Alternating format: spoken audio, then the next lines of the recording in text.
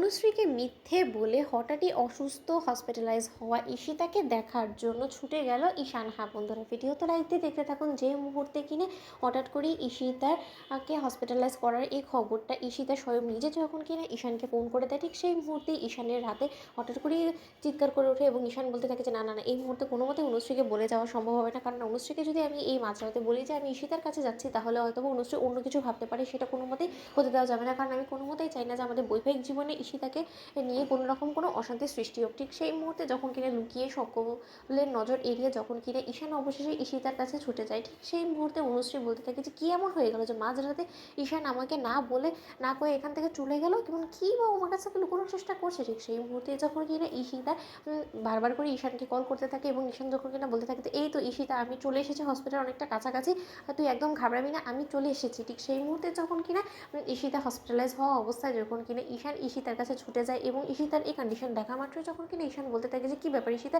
কী হয়েছে এবং তোকে হসপিটালাইজ হতে হলো কী কারণ, বল তুই এতটা অসুস্থ কী করে হয়ে পড়লি, বল ঈশিতা। ঠিক সেই মুহূর্তে ঈশিতা যখন কিনা বলে থাকে যে ঈশান, আমি তোকে বলেছিলাম আমি সত্যি তোকে কোনোভাবেই ফাঁসাতে চাইনি। সেই রাতে সেদিন যা কিছু হয়েছে আমাদের মধ্যে, সেই সমস্ত কিছু আমি জাস্ট ভুলে যেতে চাই আমাদের দুঃস্বপ্ন ভেবে, কিন্তু তা সত্ত্বেও সেই দুঃস্বপ্ন আমার কোনো মতে পিছন ছাড়ছে না। এবং তার থেকে বড় কথা, এখন আমার মধ্যে যে সমস্ত হরমোনাল ইমব্যালেন্সগুলো হচ্ছে এবং যে সমস্ত সিমটমসগুলো দেখা দিচ্ছে, সেটা কোনো মতেই স্বাভাবিক না এবং আমি রীতিমতো আতঙ্কিত হয়ে পড়েছি এবং আমি আমার এই অসুস্থতার কথাটা কাউকে জানাতেও পারছি না। ইভেন কি আমি আমার পরিবারের লোকেদের কাছ থেকেও সম্পূর্ণরূপে আড়াল করে আমি হসপিটালাইজ হয়েছি এবং তার জন্য আমি উপায় না খুঁজতে পেয়ে আমি একমাত্র তোকেই ভরসাময় ভেবেছি, বৃদ্ধাই আমি তোকে ফোন করেছি। আমি জানি যে তোর বৈবাহিক জীবন এটা নিয়ে একটা অশান্তির সৃষ্টি হবে, একটা বড় ঝড় নেমে আসতে পারে, কিন্তু কী করবো ঈশান বলতো, সেই ব্ল্যাকমেলার কোনো মতে আমার পেছন ছাড়ছে না। সে একের পর এক ভিডিও থেকে শুরু করে ছবি পাঠিয়ে আমাকে ব্ল্যাকমেল করেই চলেছে এবং সেটাতে ডিপ্রেশনে পড়ে গিয়েছি আমি। এবং অন্যদিকে আমার এই অসুস্থতা সমস্ত কিছু নিয়ে আমি একটা জটিলতার মধ্যে ভুগছি। ঠিক সেই মুহূর্তে ঈশান যখন বলতে থাকে যে সেই সব কিছু আমি ম্যানেজ করে নিব,